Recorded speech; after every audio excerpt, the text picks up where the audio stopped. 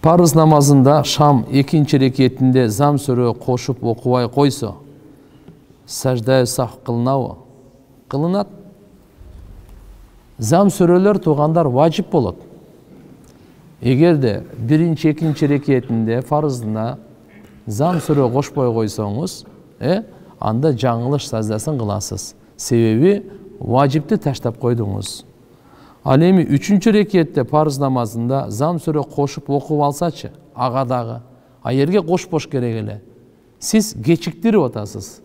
Кечиктиргендин себебинен буга сажда сахв важип болот. Устаз, мен университетте окуйм. Чынын айтсам, университетте бир кызды жакшы көрүп калдым. Ал да жакшы кыз оронот. Намаз окуйт. Никеге чейинки сүйүүнүн жаман экенин билем. Бирок нафсим анын жүзүн көргүсү келет. Жана аны жакшы көрүүмдү ал кызга айткым келет. Сиздин кеңешиңиз. Не Алла разы болсун, анын жүзүн көргүсү келет деп эле. Көрүп алгансыз го, зачем? Туурабы? Көрүп алгандан кийин көргүсү келетми? Мындай кылмаңыз. Ушунун аты таквалык да. Эркектерге туугандар аялдардан өткөн чоң фитна жок, билип коюң. Өзгөчө мына ыймандууларга, намаз окугандарга бир арак менен жана башка казино менен алдай албайт шайтанчы. Ошон үчүн фитнатын ниса аялдардын фитнасы менен алып кетет. Бул өтө жаман неме фитна. Бул өтө жаман фитна. Кайсыл элде жаштары зынага кириптер болуп калган болсо, ал элдин келечеги болбойт. Ал элде туугандар эртеби кечпи ушундай оорулар пайда болот, ата бабалары укпаган. Бул риваятта келет. Ал адам өзү дагы тууган Аллах субханаху ва тааланын каргышына калат. Анын бактысы болбойт. Ошон үчүн бизге пайгамбарыбыз таза дин алып келген. Тазалык менен баш кошойлу, тазалык менен үйлөнөйлү, башка бирөөнү дагы бузбайлы, көңүлүн, оюн, өзүн, канча деген мына коомчулукта бар. Ушинтип сүйлөшүп, жүрүшүп, бирге болуп калып, анан кийин ата-эне нике пикеси жок, канча арам болду. Андан кийин перзент болуп калды, же ага айта албайт, же ата-энеси аны кабыл албайт, ага болбойт дейт, проблема. Тиги каяка турмушка чыгат, ал дагы нафсини алдырып берди. Туугандар, ошондуктан иншалла бул арам иш. Пайгамбарыбыздын сөзүн, эң акылдуунун сөзүн уга берейли. Эң билимдүүнүн сөзүн уга берейли. Ал алдына дагы билип турат эмне болорунчу. Ошон үчүн бизге боорукерлик кылып айтып атат, мынага жакындаба. Алла Куранда айтып койду, ла тaqrabu zina. Зына кылбагыла деген жок. Зынага жакындабагыла. Жакындабагыла деп атат. Себеп дегенде, тууган, ал жерде сен өзүңдү кармай албайсың деген сөз. Ошон үчүн жакындаба, бер жактан эле тормуз берип атат. Бекер айтылган эмес. Жөн атыр себинген максаты көз зына кылат, тил зына кылат. Улардын баары бекер айтылган жок да, тууган. Ошон үчүн иншалла карап, эгерде ушундай эме болуп калса, анан көрөк ата-энесине жуучу салгыла. Адресин билсеңер болот. Анан эгерде макул боло турган болсо, азыр нике кыйдырып койгула. Тойду эмдиги жылы кыла бергиле. Тойду эмдиги жылы кыла бергиле. Ал зарыл эмес го. Бирок арам нерсеге токтону, немеден өзүн токтотуу керек да. Мен бир досум менен иштейм. Ал арак ичип турат, ичпесе жүрөгүм деп кыйналат. Анан мен алып келип беремин. Ошондо мен күнөөлүү болуп каламынбы? Кандай кылсам болот? Күнөөлүү болосуң сөзсүз. 10 кишиге наалат айтылган. Арак жасаган, ташыган, куйган, сатып алган, саткан, ичкен, анан өзүң айтмакчы, мына алып келген. Бардыгына күнөөдө шериктеш. Калп эле жүрөгү ооруйт аны. Шайтан внушать этип койгон, ушинтип арак ичпесең жүрөгү ооруйт деп. Мен конкретно айтайын. Бул таптакыр бул шайтандын сөзү да, бул точно шайтандын сөзү, бул өзүн өзү алдап аткан. Кудай кааласа иншалла ал арак таштап коюш оңой эле, ал даватка чыксын, көбүрөөк узагыраакка чыксын, жакшы адамдардын чөйрөсүн тандасын, курсакты жакшы тойгозсун, болду, жөн эле калып кетет. Сигаретти калтырыш кичине кыйыныраак. Сигарет чеккендерге түтүнгө тиякпак неме болуп, баш ооруп неме болуп, арактарды Кудай кааласа ага караганда иншалла бирсе жеңилирээк. Бирок ташыбаңыз, болбойт, арам нерсе. Өлүп калам, өлүп баратам, больницага алып барып коелу, все.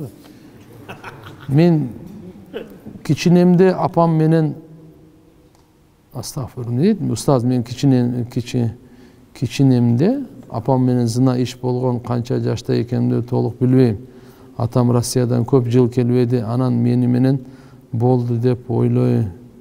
Алла өз кечирсин, эмне кылсам? Истигфар кылгыла, арам нерселердин бардыгынан истигфар, тоба. Мурунку арам жашоолордун баарын ташташ керек. Аларды эстебеш керек, айтпаш керек. Алладан күн сайын ыйлап көз жаш чыгарыш керек. Садака дагы берип тургула, ыйлап дагы тургула. Истигфар, садака, истигфар, садака. Бу тобанын эшиги ачык. Мейли үйлөнгөнмүн 4 ай болду, аялымдан ата-энеси менен менин жашоомдо киришип ажыраштырып жатат. Аялым үйдө болгон нерсени ата-энесине айтып барат. Ата-энемди ыйлатпайт дейби? Ыйлатпайт. Мени дагы көзгө илбейт. Сыйлабайт, мени да көзгө илбейт. Теке бер. Кандай кылсам болот? Ата-энем ажыраштырып жатат. Кеңешиңизди. Тууган мындай.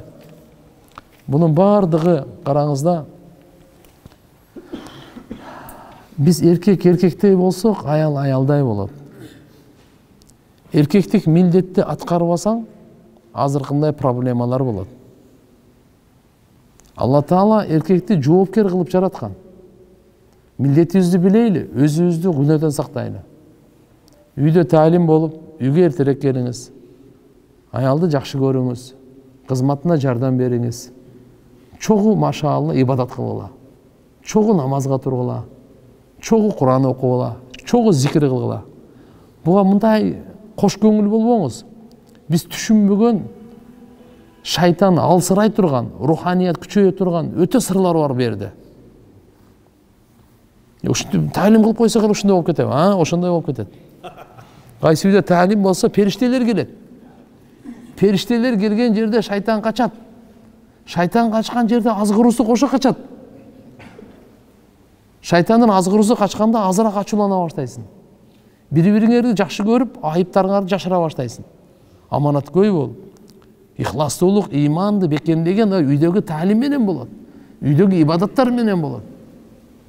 Анан көчөдө өзүңүздү таква алып жүрүңүз.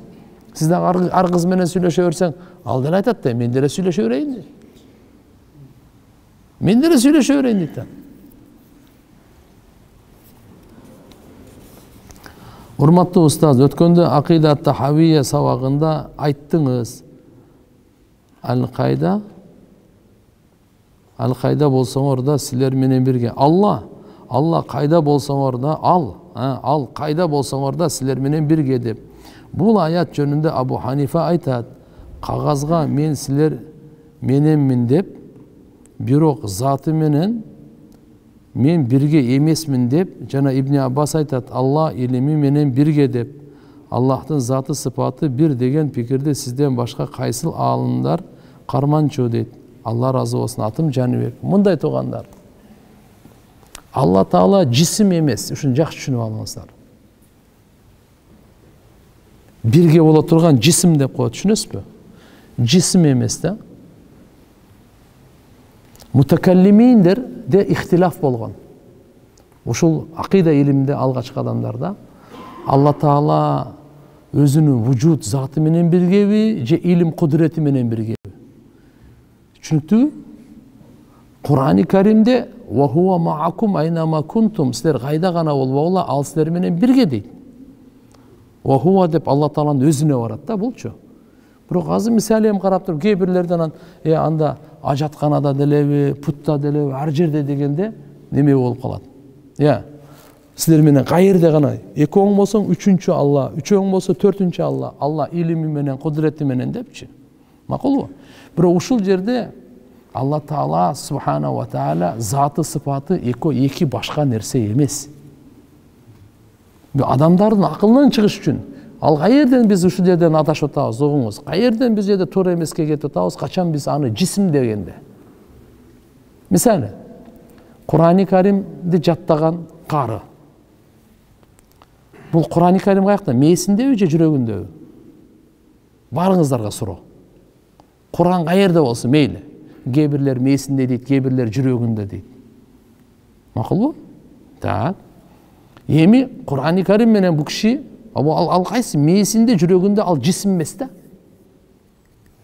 Эгерде мына Кур'ан-ы Каримди ала турган болсо, ушу менен ажатканага барса болобу? Айтат да, бул акмаксың го сен. Кур'ан менен ажатканага кирдиңби дейт. Качан жисим болсо өкүмү бөлөк болот. Эми бул жөн эле кире турган болсо ажатканага, өзү кары, же кирбей коюш керекпи? Кур'андын урматына. Кур'андын урматына кирбей коюш керекпи? Ал жисим эмес ал. Бул жисим. Бул өкүм бөлөк, бул өкүм бөлөк. Так, мисал айтайын да, бир эле мисал, экинчи бир мисал. Азыр Алла Таалам баарыбызды Рамазан айга эсен аман жеткирсин. Амин. Амин. Рамазан ай келди деп коюңуз. Так. Рамазан ай каерде? Мечиттин ичиндеби же жокпу? Эшиктеби? Асманда, суда? Каерде болсо Рамазан айбы же кандай? Кандай дейсиңер? Жисим эмес бул. Ажатканыңда деле Рамазан ай. Же ошол жерге ичип койсо болобу? Биякта Рамазан ай жок деп. Туугандар, мынаны караңыздар. Жисим менен жисим эмести жакшы түшүнүш керек. Болбосо сен сокку жей бересиң, акылдан адашасың. Биз качан аны жисим деп атабыз? Алла субхана ва тааля жисим эмес. Нахну акраб илейхи мин хаблил варид. Биз силерге күрө тамырдан дагы жакынбыз дейт. Кандай жакын Алла өзү билет болду. Бирок Алла жисим эмес. Экөөң жүрсөң, үчүнчүсү. Ошон үчүн баягы жалпы эмеге кергенде Алла илими менен бирге, кудурети менен бирге, бул аслам тарика. Бирок ошол Алла субхана ва тааланын сыпаттарын сабит кылып атканда, Алланын затын нафи кылып салыш болбойт. Жокко чыгарып салыш болбойт да. Ошон үчүн жөн эле бул жерде ыйман келтиргенибиз жакшы болду. Алла жисим эмес, биз акылыбызга түшүнбөйт. Рамазан айт кантип мисалы азыр түшүндүңөр да, Рамазан кантип кармап бересиң? Кантип көрсөтөсүң? Көкпү кызыл бу жисим эмес бу. Алла субхана ва таала акылдарын жогору туган. Түшүнүктүбү? Ошон үчүн Алла субхана Кур'анда айтып атканы, каерде гана болбогула Алла силер менен бирге. Алла субхана ва таала жисим эмес. Мен Алла Таала илими менен, кудурети менен бирге. Бул токтоо ушу менен карап тур. Себеп дегенде ихтилаф болгондо уламалардын ортосунда да, мурдагы мутакалимдердин. Мейли? Так, шафак деген эмне? Каза намаздын мечитте окуу жакшыбы же үйдөбү? Ниет кандай кылуу керек? Шафак деп коет, күн баткандан кийинки, биринчи күн батты, баткандан кийин кызыл ошо батыш жактан чыгат. Кызыл өңдү көрдүңүздөр беле? Ошону шафак деп коет, шафакыл ахмар. Ал кызыл баткандан кийин ак чыгат, баяз. Ал актан анан жоюлуп барып анан капкараңгы болот. Ошо куптандын убактысы болот. А кызыл менен ак бул шамдын убактысы болот. Кызыл менен ак эмненин убактысы? Шамдын убактысы. Бизде фатва ошо кызылга, шафакта окуп. Каза намазды караңыз, үйдө окуган эң абзел. Каза намазды үйдө окуган абзел болот. Ниетин кандай кыласыз? Ошо ниетин мен жашоомдогу эң алгачкы мойнумдагы багымдат намаздын казасын деп ниет кыласыз. Күн сайын, күн сайын эмес, бир күндө мүмкүн, бир 5-6 окушуңуз да мүмкүн. Ар биринде алгачкы дей бересиз. Ар биринде эмне дей бересиз? Алгачкы. Азыр эми сиздин эсиңизде жок да. 13 жашта, канча жыл мурда багымдат намаз каерден каза болгон? Эсиңизде жок. Ошон үчүн биз алгачкы деп айтабыз. Мына 10ды караңыздар, алгачкысы бул болот. Багымдаттын ушу алгачкысын окудуңуз. Эртеси күнү же болбосо кийин, андан кийин окусаңыз алгачкысы мына болот. Андан кийин алгачкысы кайсы болот? Бул болот. Алгачкысы кайсы болот? Алгачкысы. Ушинтип кете берет. Анан мойнуңузда ушу бирөө калганда алгачкысы ушу болот. адашып бир экөөнү окуп алсаңыз нафилге кетет. Азан коматы жок эле окуп. Азан комат экөө тең сүннөт. Эгерде казаңыз аз эле болсо, анда бир азан айтасыз, жана калганын комат менен окуй бересиз. Эгерде казаңыз оптон болсо, ошого кетирген комат азандын ордуна казага кетириңиз. Каза фарыз. Менин суроом мындайча. Көк жарда бир көзү ачык бар. Менин периштем Микаил дарылайт, сыйын кыла деп сажда кылышат. Менин жакындарым барышат, алиязу билля. Сарих куфур бул. Микаил же жин экенин түшүндүрмө берип койсоңуз, сабакты угуп, өздөрү таразалайт болчу. Өтө жаңылып жатышат. Аллахым разы болсун сизден. Туугандар, Микаил ол периште. Ал келбейт. Анын башка иши бар. Жабраил, Микаил, Исрафил, Азраил, алардын совсем башка иши бар. Анан кийин периштелерге сыйынуу болбойт. Караңыздар. Христиандар эмне деди? Иса ибнулла, Алланын баласы деп, Иса деп, баласы бар деп булар адашты. Жөөттөрдүн бир тобу эмне деди? Узайр ибнулла, Узайр Алланын баласы деп алар адашты. Мушриктер эмне деди? Периштелер ал-малаика банатулла, Алла тааланын кыздары деп булар адашты. Буларга сажда кылуу болбойт. Сажда бир Аллага гана. Аллага гана кылынат.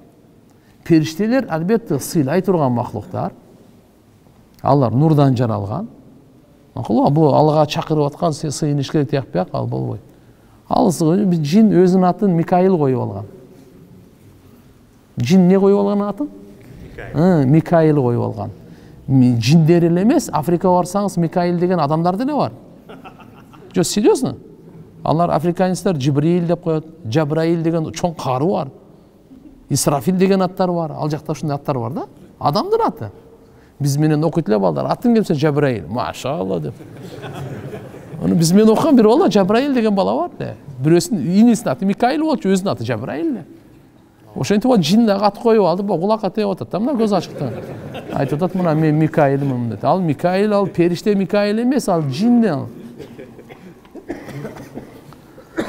Түшүндө көп элдерге мечитке баян айтуучумун. Машина айдасам не дейт? Кыйналчумун дейби? Билбейм муну. Мында тагыра жазып берсеңиздер жакшы болот эле. Жакшы окуй албадым, түшүнүксүз болуп калыптыр. Да, баягы биринчи мен окугандар бар эле, ошолор берилеби мына. Жемит, а?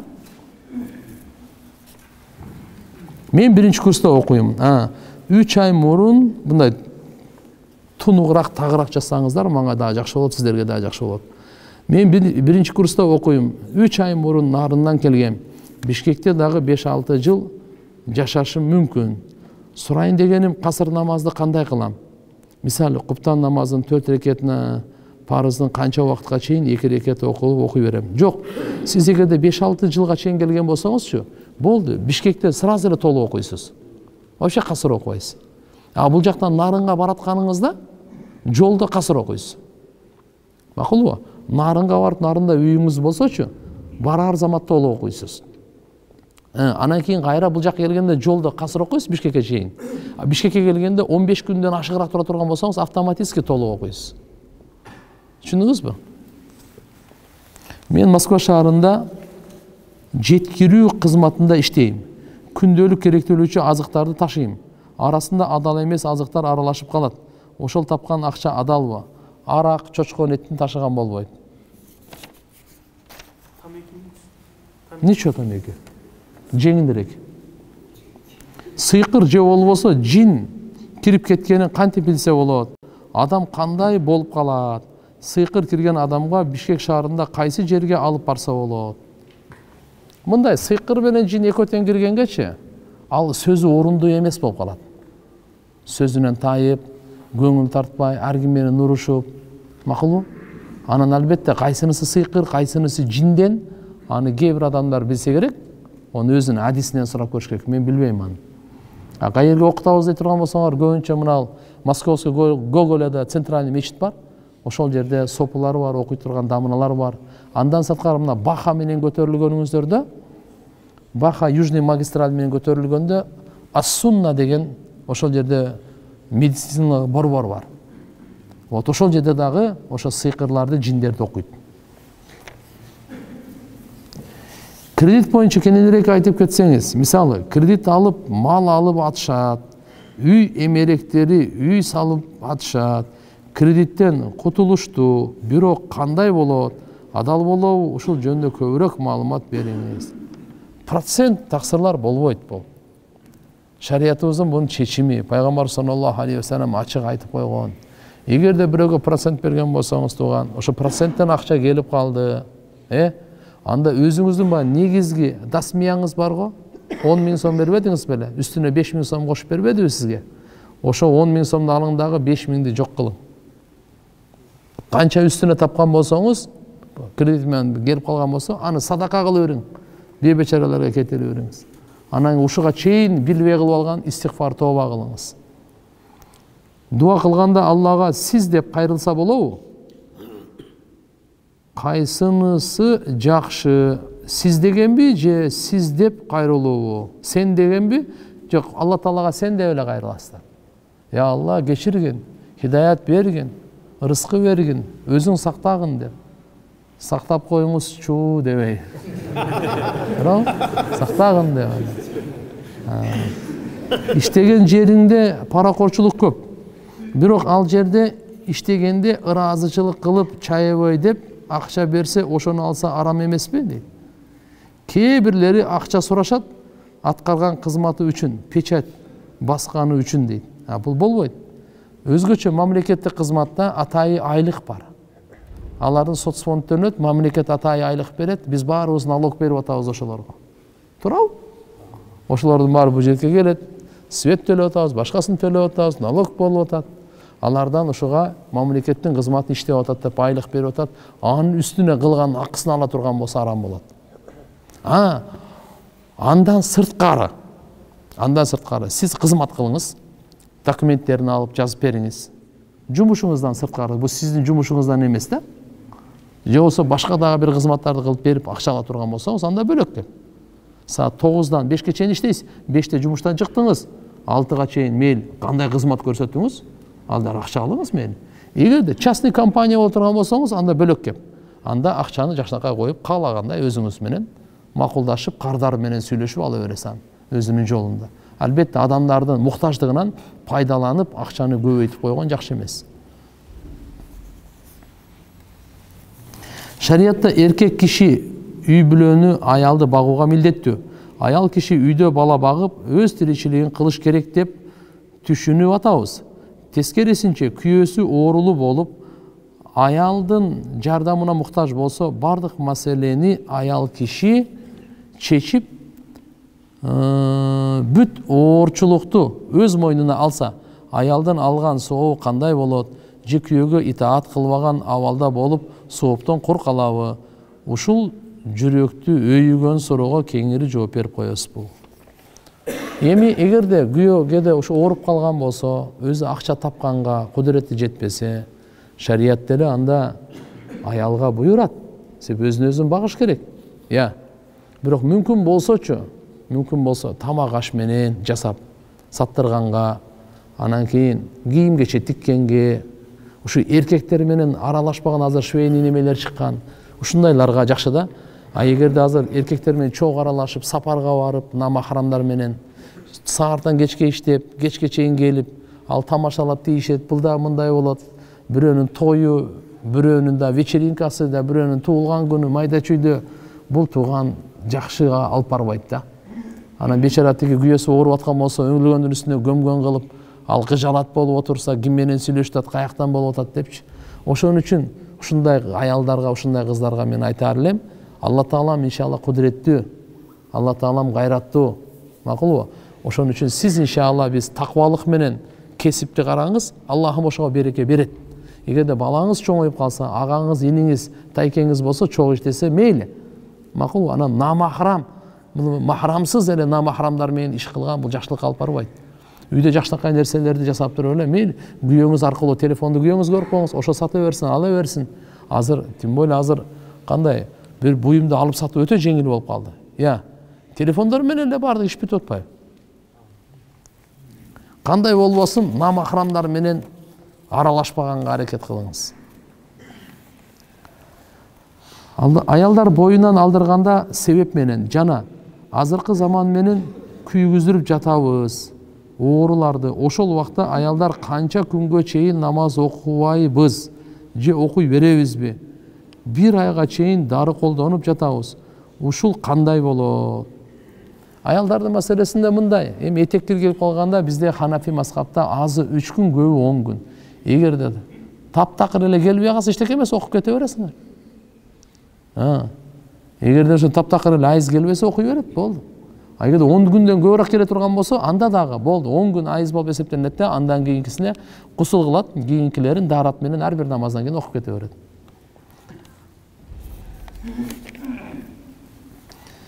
Жаныбыз чыккандан кийин жаныбыз чыккандан кийин эмне болобуз? Көргө киргенде кандай болот? 5 тозокко сразу бөлүнөбүзбү? 3 суроо гана берилеби же канча акыбалыбыз кандай болот? Намазга көрдөн жооп беребизби? Кичинекей кыямат бар, чоң кыямат бар. Ман мата факад кама кыямату. Камат кыямату. Ким өлсө, ага кыямат кайым болду дейт. Ким эле өлсө, ага кичинекей кыямат башталды. Чоң кыямат бардыгы талкалангандан кийин анан Алла Таала бардын тирилткенден кийин болот. Макулбу? Албетте, жаныбыз чыккандан кийин эмне болорубуз Алла Таала өзү билет.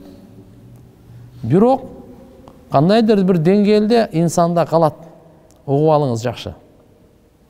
Себеп кабырга барганда жан салынып атпайбы? Ал жерден сурак алынып атат. Жалпысынан эле сурак болот ал жерде. Жалпысынан. Робуң ким? Динин кайсы? Пайгамбарың ким?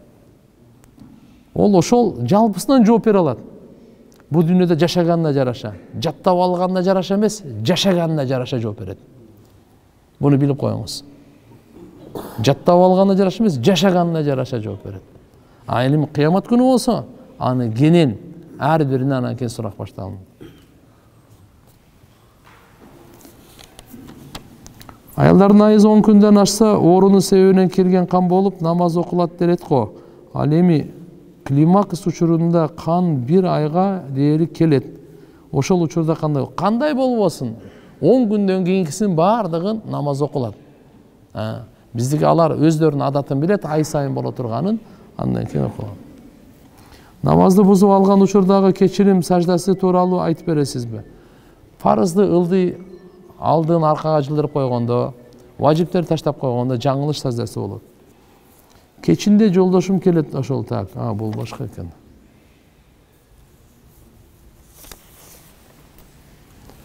Талакты телефон менен айтса түшөбү же өзүнүн оозунан угуш керекпи? Ажырашканыма 14 жыл болду. Телефон менен айткан. Же өзүнө жолугуп талак алайынбы? Жо жетиштүү. Телефон менен айтса жетиштүү. Даже телефон менен айтпай деле, жазып койсо деле, жазбай деле, өзүнүн бирөөгө айтып койсо да талак түшө берет ал. Талак туугандар ушундай этиятташ керек. Анын кулагына кабар берүү, анан кийин укса, анан түшөт деген маселе эмес. Укпаса деле талак түшө берет. Эгерде бул күйөөсү айткан болсо, мисалы отурат эле, бир 2 киши менен отурат эле, мен аялыма талак бердим десе, болду, түштү ал. Ал аялы угабы, укпайбы, мен уккан жокмун деп, андай жок ал нерсе. Өтө этиятташ керек.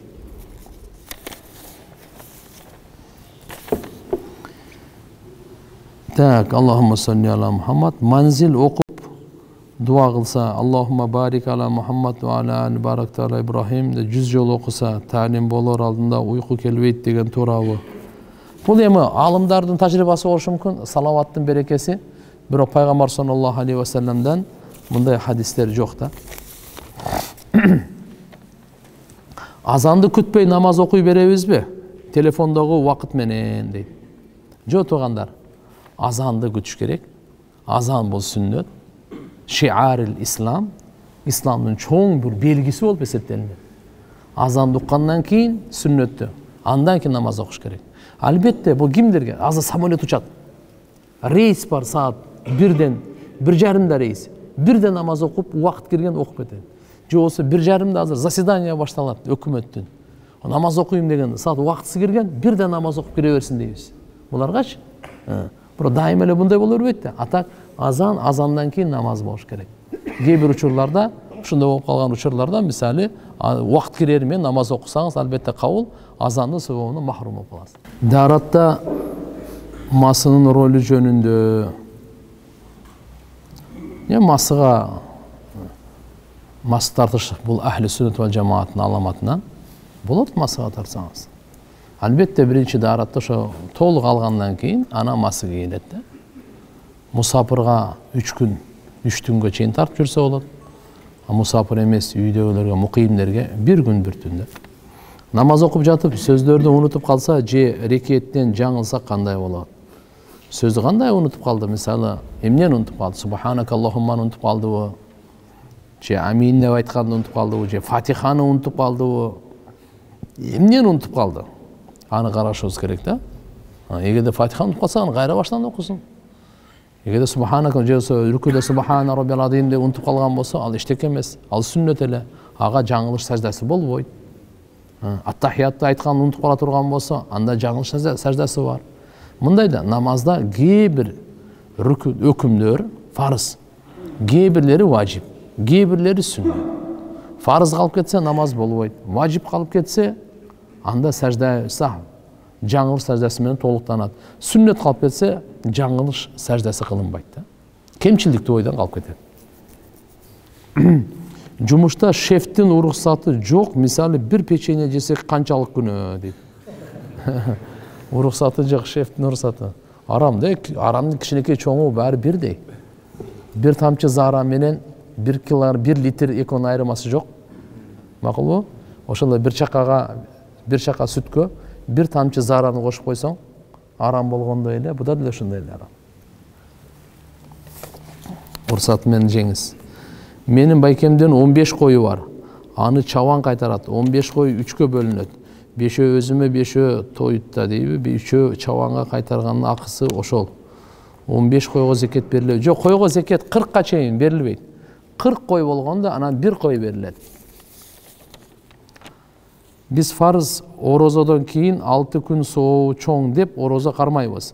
Ошол эле 6 күндүк орозо менен карыз орозобуздан дагы кутулабызбы? Кутулабыз деп укканбыз. Ошол болобу? Жок, болбойт. Мындай да, нафилге фарыз аралашпайт. Нафилге фарыз кирбейт, фарызга нафил кирбейт. Нафилге нафил кирип кете берет. Бирок фарызга кирбейт. Ошол 6 күн сиз ниет кылганда нафил Шаввалдын 6 күн деп ниет кылгансыз, карыз деп ниет кылган эмес, ошондуктан ал кирбейт. Карызга азыр мынакей мүмкүнчүлүк болуп атат. Ноябрь, декабрь, январь кимдин карызы болсо, орозолорун кармап берип койсун. Бул азыр күн кыска. Гусул бузулуп, ошондо 6 күндү фарз деп ниет кылса болобу? Болот. Бирок Шаввалдын фазилети берилбейт. Нафилге кирбейт да. Эгерде ошол өзү бул Шаввалдын ошо 6 фазилетин кээ бир мухаддисиндер заиф деп айтат. Кандай болбосун да? Өзү кимдин карызы болсо, нафил кармабаш керек. Кимдин мойнунда карыз орозосу болсо, нафил кармаганга уруксат эмес. Ал биринчи карызын кутулсун. Ошондой эле кимдин мойнунда фарз намаз каза боло турган болсо, ал нафилдерди токтотуп, ошонун ордуна казаны окусун. Гусул бузулуп, түнү гусул албай, уктап, багымдатка жетишпей баратсаң, даарат алып, кайра таяммум кылып, багымдатты окуса болобу? Жок, мындай. Күн чыга берсин. Бирок сиз гусулсуз окуй албайсыз. Макулбу? Мисалы мындай да, могул жерде суу чыгып атат, очередте 100 киши. Шамдын убактысы өтүп баратат. Же асырдын убактысы өтүп баратат. Кандай болбосун? Суу агып атат. Өтсө өтө берсин. Макулбу? Ошо өтүп кетип калбасын деп таяммум менен намаз окуганга шарият уруксат бербейт. Единственный жаназада уруксат бар. Эмне үчүн? Жаназа окулгандан кийин кайтара келбейт да алчы. Ошого эгерде даарат алып барып келе турган болсом, жаназа окулуп бүтүрүп калат. Азыр дааратым жок. Не кылам? Таяммум кылам. Таяммум кылып туруп, жаназа намазды окуп коем да. Я. Айт намазын айдагыла. Түшүнүктүүбү? Вот ошон үчүн. Мынандай 5 вакыт намазда эгерде суу бар болсо, бирок очередь көп. Намаз убакыты өтүп баратат. Өтө берсин намаз убакыты. Каза боло берсин. Бирок сиз ошодо даратты суу менен аласыз да, анан окуйсуз. Мында гусулда дагы кудум ушундай. Канчада намаз? 25-теби? Мен жолдошумду жаакка чапкам. Себеби ал да мени чапкан. Ал мас болчу дейт. Андан бери канча жыл болду? Ошондон бери жолдошум айтып кек сактап келет. Мен көп жолу кечирим сурадым. Кечирбей сактап келет. Мени кечирбей келет. Мен кантем дейт. Субханалла. Биринчи жолу окушум андай кылбаңыз да. Хоть мас болсо да күйөөңүз. Мас болсо да балдардын атасы. Жакаласа болот, түртсө болот, жаса неме кылып, жаакка чапкан болбойт. Эми машина, эми көңүлүн тапсаңар, эми өзүңөр тап калат да. Кечирим сурап, кызматын кылып, Алла Таала жеңил кылсын. Баламдын сол колу жакшы иштебейт. Даарат алганда авратын жуя албайт. Оң колу менен жууса күнөө болбойбу? Күнөө болбойт. Кимдин мисалы карап туруңуздар да, даарат ошон азыркындай учурларда оң колу менен истинжа кылса боло берет. Эгерде сол колу ушундай ооруп аткан болсо, макулбу? Ошондой эле тамак жегенде оң колу менен жей албайт. Өзү тамакты оң кол менен жеш керек. Сууну оң кол менен ичиш керек. Садаканы оң кол менен бериш керек. Садаканы кандай? Эми карап туруп, эгерде суу ичкенге, тамак ичкенге оң колду иштебесе, анда сол колго шарият уруксат берет. Эчтеке эмес. Өзү ооруйт. Ден соолугун берсин, дуа кылып коюңуз. Алла Таалам шифа берсин. Жакшы болуп кетсин. Сурайын, так. Устаз, сизден суранайым дейт. Жоолук намаз боюнча кыскача айта кетсеңиз. Жоолук салынбаса эмне болот, намаз окубаса эмне болот? Кичине катуу айтып коюңуз. Күнөөкөр болот да, эмне болмогону? Намаздын күнөөсү чоңураак. Жоолукту кичинерээк, бир экөө тең тагынбай койсо күнөөкөр болот, арам болот. Устаз, жакында менин кичинекей 3 айлык балам дүйнөдөн өтүп кетти. Менин жүрөгүмдө жеңилдете турган, анын ахиретине жана азыркы жашоону тууралуу айтып бергениңизде жакшы болот эле. Алла Таалам рахматын алсын. Жаш балдар балагатка чейинки өтүп кеткендер, Кудай кааласа, Алла субханаху ва таала кыямат күнү аларга шапааттын укугун берет. Алар ата-энесин шапаат кылат. Этегин кармап айтат. Күнөөкөр болсо, дозокко кетип атса, я Алла, мени да ушулар менен кошо күйгүз. Же болбосо ата-энемди бейишке киргиз депчи. Иншалла ата-энесин бейишке тартып кирет. Бирок имам Ахмад ибн Хамбалда бир риваят келет да. Бир бала мейли 1 күн жашады, өтүп кетти, 2 күн жашады, өтүп кетти. Ошолор деле ошондой. Бирок бир шарты менен ат коюлса, эгер ат коюлбай эле көмүлүп калса, анда эртеге шафаат болбойт ага дейт. Ошон үчүн төрөлгөн балага ат коюлуш керек. Үн чыгарып эле, үн чыгарды, бу дүйнөгө келди, үн чыгарды, болду. Ага ат коюлат. Макулбу? Эгер өтүп кеткен болсо, кадимкидей гусул кылынат, кепинделет, жаназа окулунат. Анан жакшынакай кылып коюлат. Эгерде өлүк төрөлүп калса, эненин ичинен эле өлүк чыгып калса, ага ат коюлбайт. Ага гусул кылынбайт. Ага жаназа окулбайт. Жөн эле чүпүрөк ороп эле алып барып эле коюп коет. 9 айда төрөлгөн болсо. Канча болсо деле. Эненин ичинен чыкканда ыйлап чыкса, болду. Үн чыктыбы, анан өлүп калды. Хоть 10 секундтан кийин, 5 секундтан кийин, бирок үн чыгарды, замат эле өлүп калды. болду. Ал бу дүйнөгө келди, үн чыгарды деген сөз да. Код 1 секунда жашады.